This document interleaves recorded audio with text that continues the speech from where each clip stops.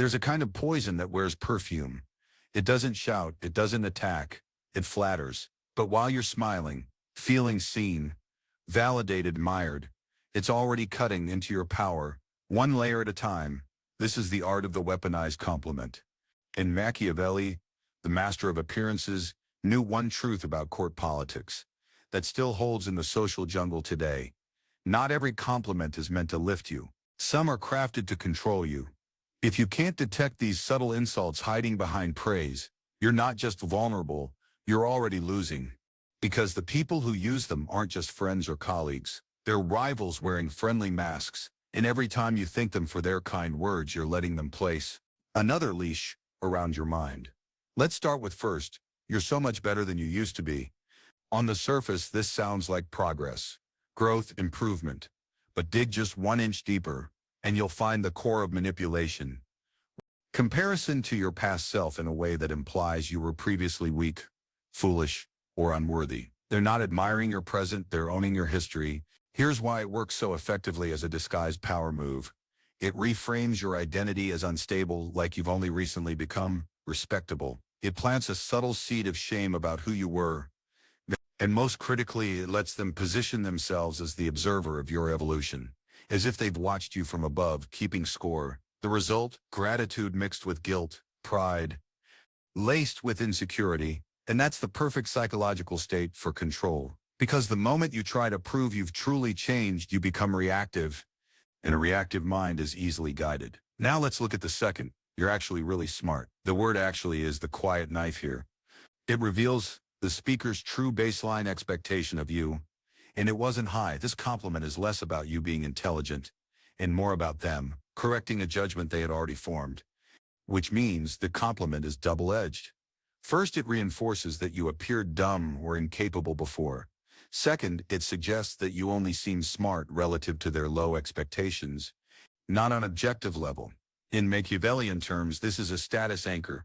They are trying to control the altitude of your social worth, making sure you can't float too high without them allowing it. And the more you smile, the more you thank them, the more you accept the role they've given you, the underdog who should be grateful for validation. A real strategist doesn't take compliments at face value. He studies their timing, their framing, and their function. The third is even more dangerous. I love how you don't care what anyone thinks. This may seem like praise for independence, but pay attention. This is often used not to uplift but to isolate. Why? Because it's a socially coded way of labeling someone as out of sync, detached, or even unintentionally embarrassing. It's the compliment equivalent of a you don't follow the herd, but not in a noble way, in a weird way. This comment nudges you outside the group, frames your authenticity as social cluelessness, and worst of all, makes you question your own calibration. Are you truly free or just being watched? This tactic shows up in high school cafeterias, boardrooms, and even influencer circles. The people who say it aren't admiring your oldness. They're just making sure everyone sees you as different in the way that means vulnerable. Machiavelli understood this. Appear different, but never so different that you become a target. This kind of compliment is a subtle spotlight designed to burn. The fourth sounds like admiration, but often comes from rivals hiding their envy. You're lucky to be so confident. Confidence is a behavior. It's earned, built, trained over time, but calling it luck steals all of that. When someone says this to you, they are doing two things at once. Praising the trait publicly so they look gracious, but attributing it to chance so they don't have to respect the work behind it. This comment frames your strength as unearned, reinforces the idea that they would be just as confident if only they had your strength, your luck, and places you in a weird bind. Defend yourself and you look arrogant, accept it, and you devalue your own journey. This is the kind of linguistic trap that's hard to fight because it sounds positive. But what it does is subtly delegitimize your success. The next time someone uses this line on you, smile, but don't explain. Just say confidence has its price, leave it hanging. Let them wonder what that price was. That's Machiavellian. Now the fifth is one of the most manipulative. You're too good for this. Too good for that job and too good for that person. Too good for the room. It sounds noble like they're on your side, but this is actually emotional. Sabotage cloaked in admiration. It does three dangerous things. Plants dissatisfaction with where you are, making you question your current alliances, partners, or paths, makes them the gatekeeper of your worth. They decide what's beneath you. And sometimes it's used to isolate you from someone or something useful by making you feel above it. This compliment is especially dangerous because it rewards pride. It flatters the ego while severing real-world ties. It's often used by manipulators trying to get you to leave a solid support system, quit a stable gig, or burn bridges with people who don't serve their agenda. Machiavellian warned, be careful of those who praise you just enough to make you abandon their loyalty is to their own chessboard, not your future. Each of these compliments is a Trojan horse, praise on the outside, power play on the inside. Most people will never notice, but once you do, you'll begin to see just how many times you've thanked your enemy without realizing it. There's a reason why flattery was the most feared weapon in Renaissance courts. Not because it was loud, but because it was surgical. It made you trust the very person who was orchestrating your fall. And in modern life, that same blade is hidden inside the next phrase. You always brighten the room. This one is deceptively innocent.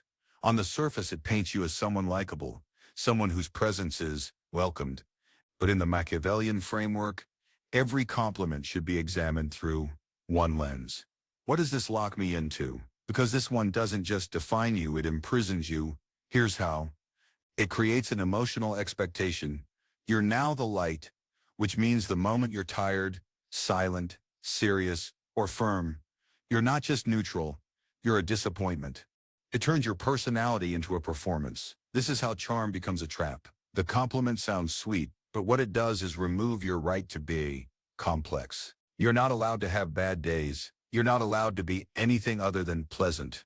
Worse, people will start resenting you for deviating from the role they've assigned you.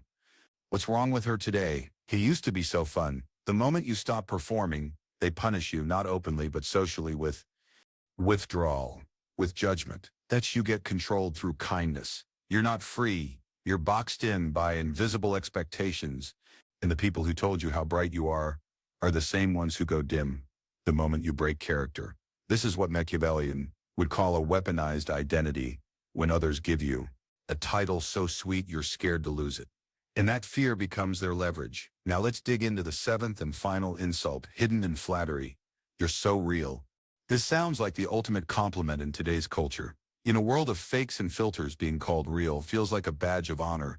But pause, who's saying it and why? Because often this compliment doesn't reflect genuine respect. It reflects social contrast. You're so real compared to who?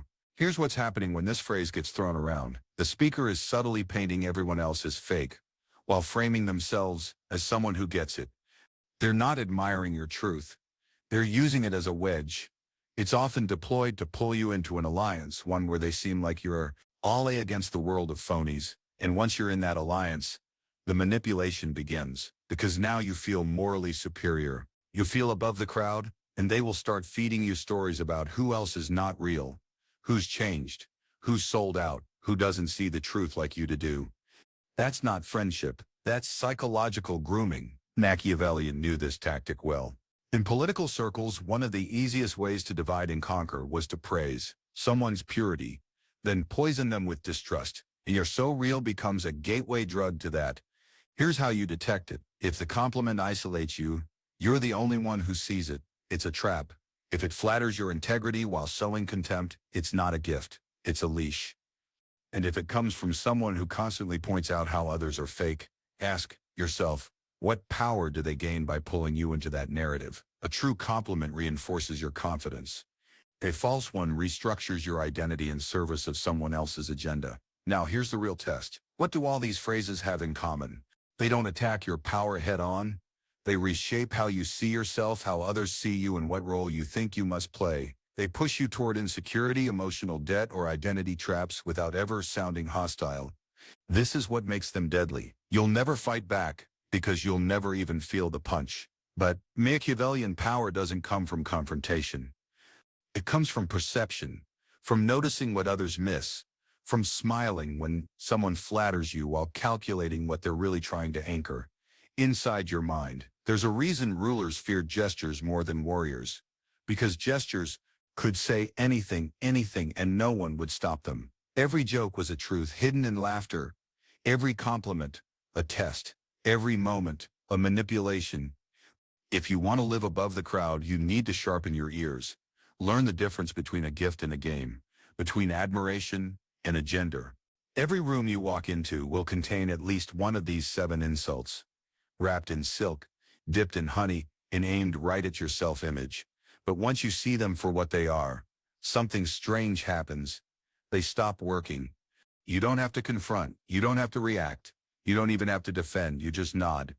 And in your silence, you break their spell. Because while they thought they were flattering you into submission, you were already filing them under one word. Strategist and a true Machiavellian only plays long enough to win. The true masters of influence don't insult you with sharp words. They compliment you in ways that rot your foundations. And the moment you thank them for it, they know. They've entered your mind. Because real manipulation isn't about making you feel bad. It's about making you feel grateful while they're doing it. Let's break down exactly how this trap is laid and why most people walk straight into it. It begins with the illusion of praise, but not just any praise. The kind that comes from people who understand human psychology just enough to frame control as kindness. Take the phrase, "You are such a good listener," harmless, right? But look closer. This compliment has been used for centuries to condition obedience, because when someone tells you you're a good listener, they're not just appreciating your silence, they're rewarding your lack of challenge. What they're really saying is, thank you for not interrupting. Thank you for accepting my narrative. Thank you for being passive while I speak. It reinforces a role, the agreeable one, the quiet one, the receiver of stories, not the teller. So every time you're told this, a small part of you thinks, maybe this is my value. Maybe I should stay in this lane. Maybe challenging people isn't who I am, and that's the trap. Over time, good listener becomes a cage. You become the audience to louder voices, more dominant personalities, people who don't return the same courtesy. You were never complimented, you were trained. This is how hierarchies are built in everyday conversations, through subtle conditioning, repeated phrases, and the reinforcement of roles that benefit them more than you, but the manipulation doesn't stop there. Sometimes a compliment isn't meant to condition you, it's meant to weaken you. Right at the edge of your pride, like this one. You're so humble for someone like you. At first, this sounds like praise wrapped in surprise. It says you're successful, admirable, and still grounded. But there's a quiet insult embedded inside. Someone like you implies you shouldn't be humble, that you normally wouldn't be expected to show humility, that your ego is so probable, your modesty is astonishing. What this does is associate you with arrogance, even while praising your humility. Now, anyone who hears this starts to form an image of you as someone whose pride must be watched, whose confidence must be capped. This kind of comment builds invisible suspicion, and the more people repeat it, "I love how you're not arrogant like others at your level," the more they reinforce the idea that arrogance is your default and modesty is your exception. Suddenly, you find yourself overcompensating, explaining more, downplaying achievements, smiling extra, all to maintain an image someone else constructed for you without your permission. Machiavelli knew this dance well. Reputation is not just what people think of you, it's what they're led to expect from you. So when compliments shape those expectations in ways that trap you, they aren't harmless anymore. They are soft leashes, and they get tighter every time you act to maintain them. Now look at this common trap. You're too nice for this world. It sounds like a eulogy disguised as praise, like a sweet lament for someone who doesn't belong among wolves. But this is the most fatal compliment of all, because it gently removes you from the game entirely. What it implies is, you're not equipped to survive in this world. Your kindness is beautiful, but naive. Your virtue will be your downfall. It's not praise, it's a burial. A way of saying, you're admirable, but doomed. And once you believe that, you begin to self-sabotage. You start avoiding conflict. You withdraw from power plays. You feel guilt for setting boundaries. Because somewhere deep inside, you've internalized this idea that your goodness is incompatible with success. You start seeing moral strength as social weakness. And those who told you how nice you are, well, they win. Because you just disqualified yourself from power. This is what Machiavelli feared most in rulers. People who believed the game was beneath them. People who thought virtue alone could rule. He didn't hate goodness.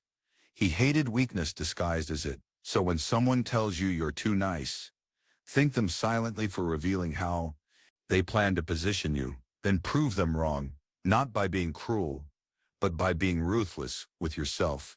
Worth F. That's the Machiavellian response. Not to mirror malice, but to weaponize clarity, because behind every false compliment is a positioning game, and you don't win it by reacting emotionally. You win it by observing exactly how they're trying to frame you and refusing to step into their picture.